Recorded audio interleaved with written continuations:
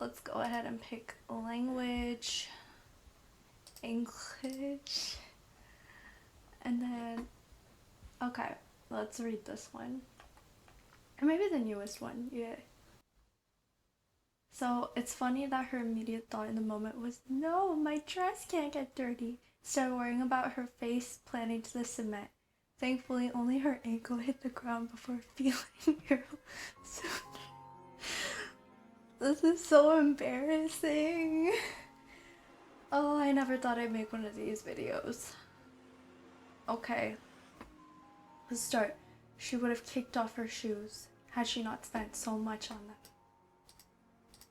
Unfortunately, they were just too pretty to treat poorly, even though they caused her feet to throb for the past 4 hours. It's partially her fault, though. She'd never worn heels past 2 inches before, but for some godforsaken reason, she decided to go with 4-inch stilettos tonight. Bro, I have these huge 2-heel boots, and I swear, 2 inches? Like, it's really big. It's really tall. It hurts my feet, even if I wear it for like more than 10 minutes. I have no idea how she's going through that, but 4 inches? Dang, that's a lot.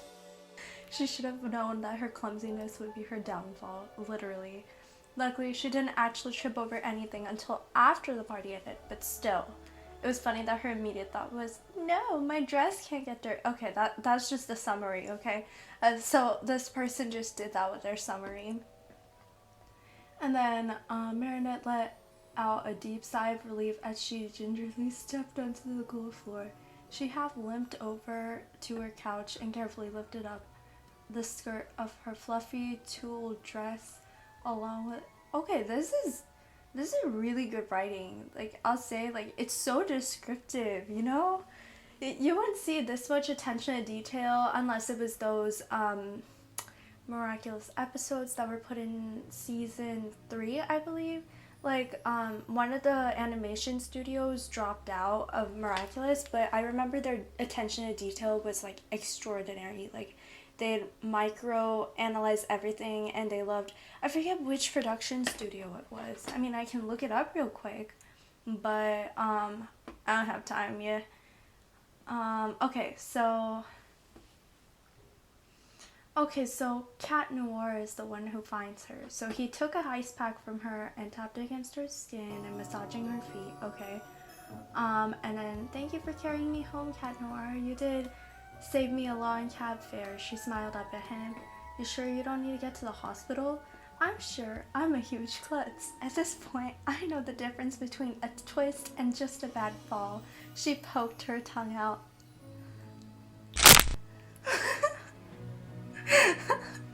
I'm sorry whenever it does that. I'm oh my gosh, why am I so red? Like, this entire thing is just, yeah. I mean, Marichat is known as the sin ship for a reason, you know. Luckily, I put everything rated G, so we won't be reading any of the bad stuff. An unlucky girl, and that's coming from me. I didn't fall until the party ended and I got outside. No one important saw, and I got Cat Noir express ride home. I'd say I'm actually very lucky. Miraculously lucky, even, she thought cheekily. He gave her an unconvinced stare. Maybe luck doesn't have anything to do with it. You sure had impeccable timing. Okay, yada yada yada. And then, okay, so as if I hadn't told you exactly where I was going to be tonight and you just happened to show up. Okay, so he definitely followed her. I don't know about this. I mean, I think it's kind of cute. Like, maybe, you know, if he finds out her no. It has to be before they find out each other's identities, or else it would just be like he's projecting Ladybug onto her. You know, we want the imperfect halves. That's how this thing is supposed to work, right? That's the reason why Marichat exists, for our pain. Okay, so let me move my mic a little bit over here so you guys can hear me better. There you go. It was better for her to think that he'd been keeping an eye on her, and it was special, private and personal. Their friendship was something he cherished.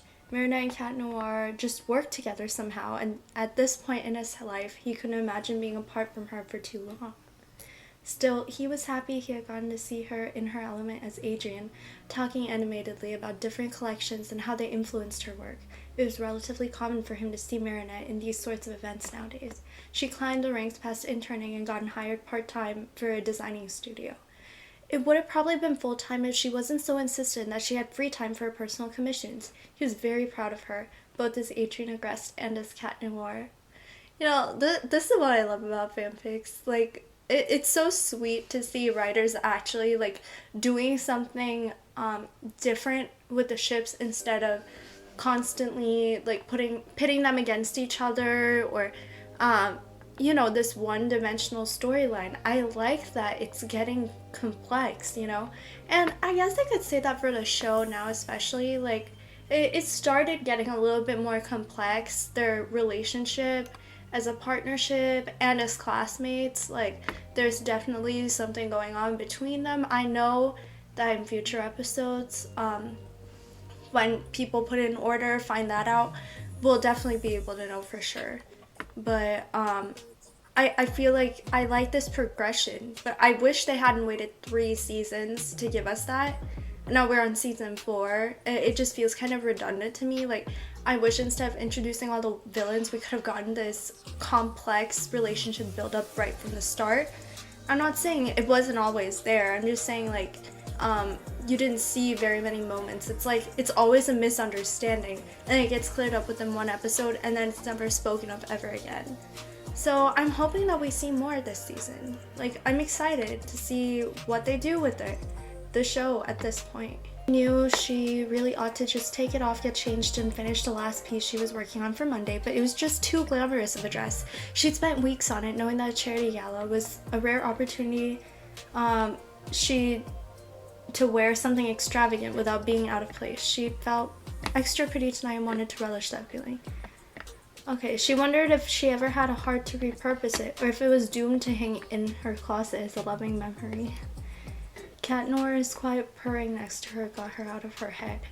You know, you're gonna get in trouble one of these days for giving me special treatment. It didn't seem like there were a lot of people around when you scooped me up, but you gotta watch out.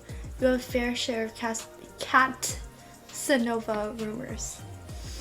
I can't come up with any good cat puns, honestly. The only one I can think of is like, aren't you a cat?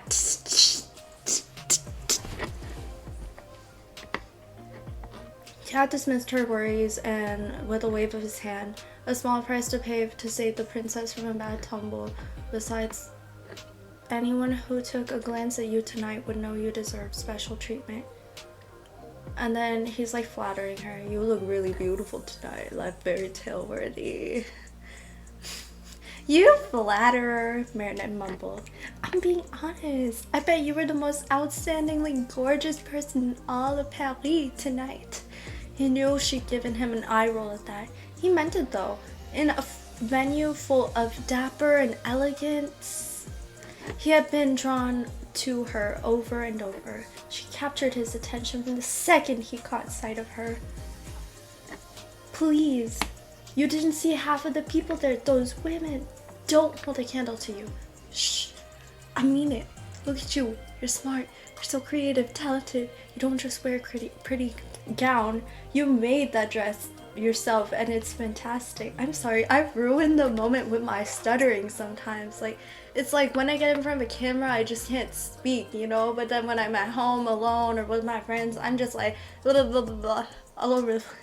Yeah, well, I wouldn't be much of a designer if I couldn't make that dress. You're amazing, Marinette.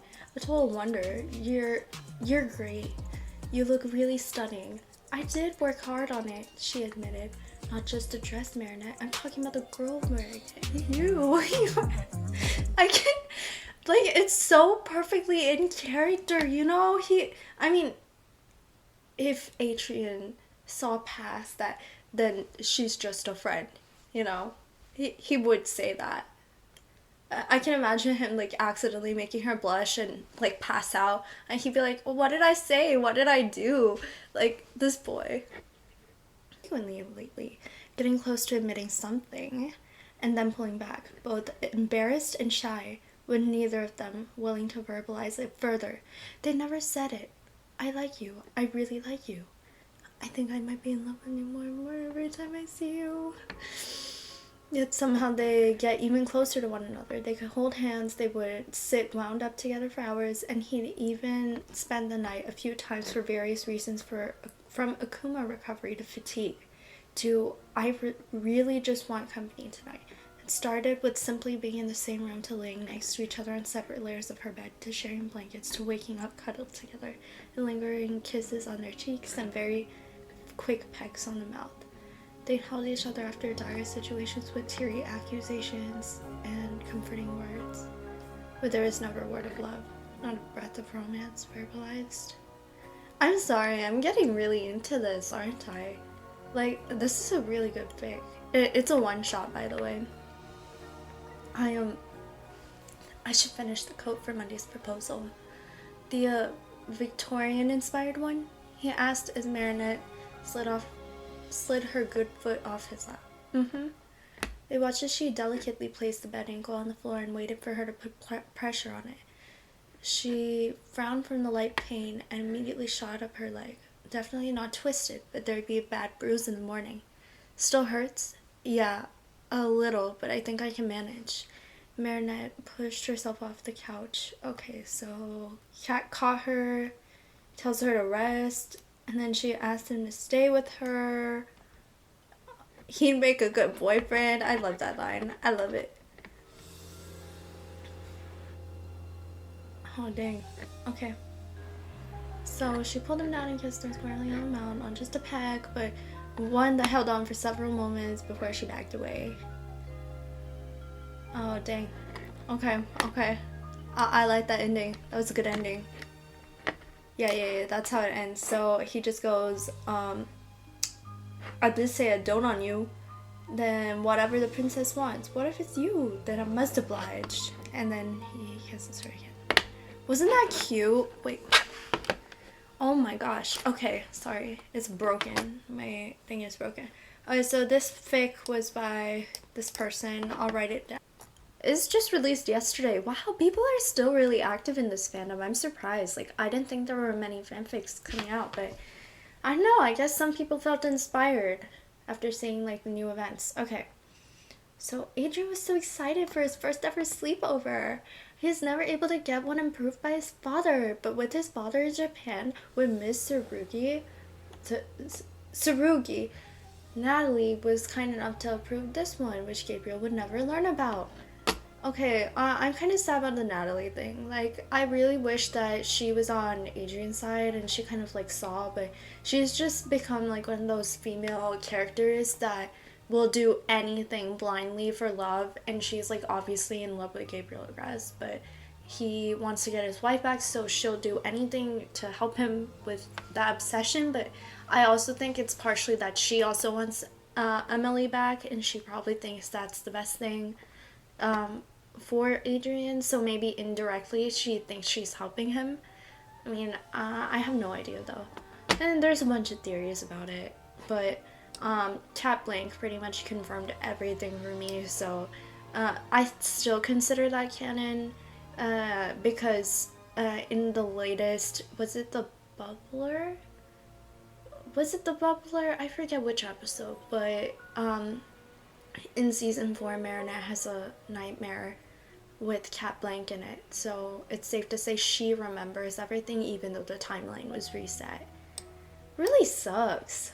Okay, so Nino, Alia, Marinette, and himself were celebrating Nino's birthday and a sleepover at Alia's place. So her sisters are having a sleepover with Chris, and Nora had moved out with her girlfriend earlier in the year. Wait, who's Nora? Is that her sister? Yeah, that's her older sister, I think. Okay.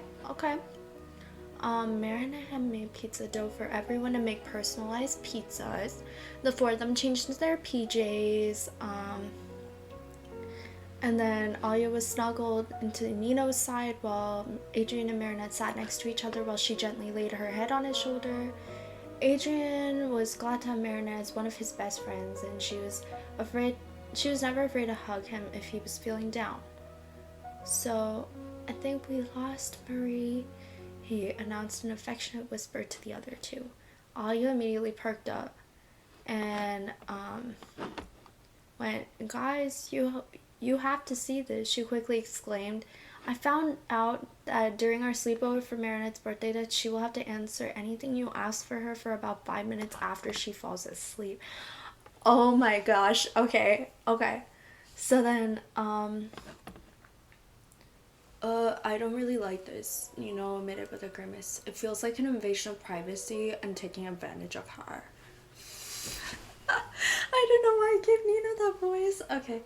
"Just try asking about your music," Alya suggested. "I plan on telling her tomorrow so that no one else can force Marinette to tell the truth by waiting for her to go to sleep. I just really want to show you guys before she somehow got rid of it or declined to come to a sleepover because of it." So then, Nino gave a slight shrug, admittedly curious. "Hey Marinette, what do you think about my music?" Marinette nuzzled herself into Adrien's shoulder with a happy grin, which Adrien was sure mirrored his face as he watched her. That was so cute! Okay, that ship is so cute, but it's like, for me, it was personally ruined, I'm like upset about that a little bit. This would be so cute, like if Marinette wasn't so scared to talk to him all the time. Like, please, just have a conversation. "How's me study?" Nino looked quite pleased with her answer, and Adrien knew how much he cared for his music. When Adrien and Marinette did schoolwork together, they played his music. "Okay, so your turn to rest," Alya proclaimed. Adrien really didn't want to betray Marinette's trust, but she fell asleep on his shoulder, so he soon decided on a fairly non-offensive question. "What do you think about my father's designs, Mary?"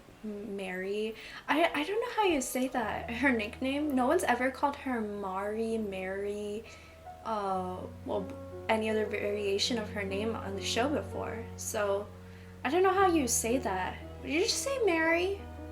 Mary? Okay.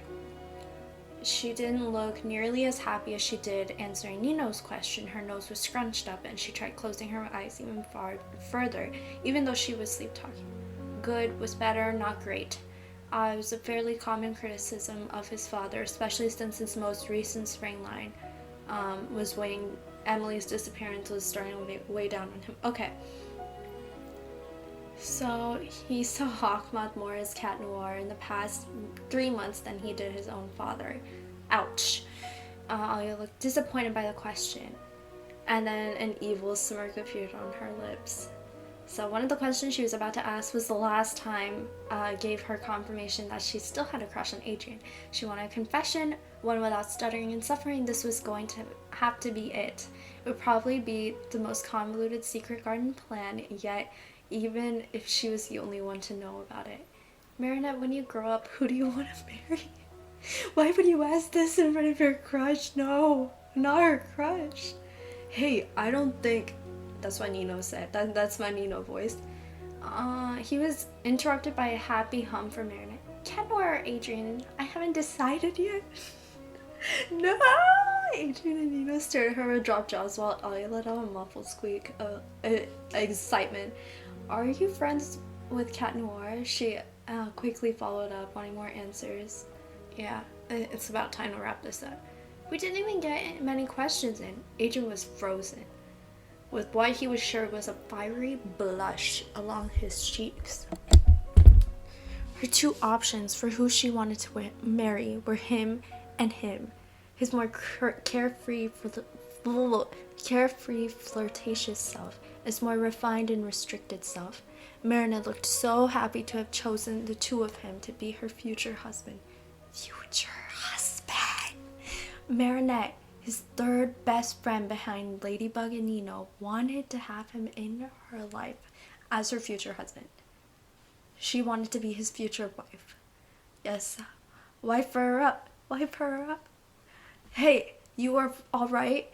Nino asked, shaking his knee to get his attention. "You're crying, dude." As Adrien wiped his eyes, we found that they were in fact wet. He didn't even notice.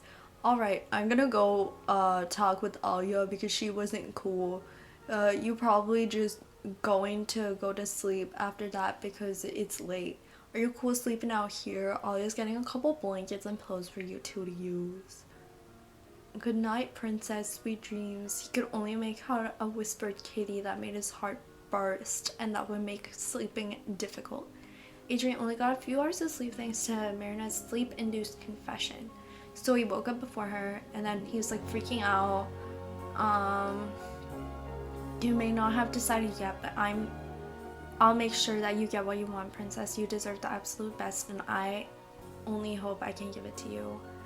Aww, okay, that's so cute. Okay, so then, yeah, Alia tells her everything. But Tiki, he's one of my best friends. He's gonna think I'm weird because I was going to marry him or Cat Noir. Oh, Tiki, who knows? He might be coming over to say that he doesn't want to see me again. Marinette, if I'm in, I'm sure I'll be fine. It'll be fine. And then, oh no, Cat, please don't leave me. She cried before she could get another word out. And she watched as he pulled out a bouquet of red roses, making her breath hitch. I figure I need to start wooing my future wife and let her know how much I care about her. Please, please never stare at me like that again, kitty. My heart can't take it. Wait, I can't mimic her voice. I promise, princess. Well, at least not like that. What are those? She hiccuped with a slight smile pulling at her lips. Because normally when people start talking like that, they have 3 words they need to say. Not this time. He took in a short breath, closing his eyes momentarily before opening them again and focusing on the girl in front of him. Claws in. And that's how it ends. That's the ending. And I read the comments because I can. Okay. Aw, this was so cute. And then the cliffhanger. Yeah. The comment section on Archive is more dry than the one on Wattpad. Don't ask me how I know. Okay? Just don't. Stop it. Stop. So that's it for today. I just went through some fanfics, and this video was a lot longer than I intended it to be, but I'll probably chop it up. So yeah, this has been great, you know, catching up with you guys, posting again. I really didn't mean to leave you for this long, but you know, things change, things happen. I guess I'll see you guys in the next video. Bye!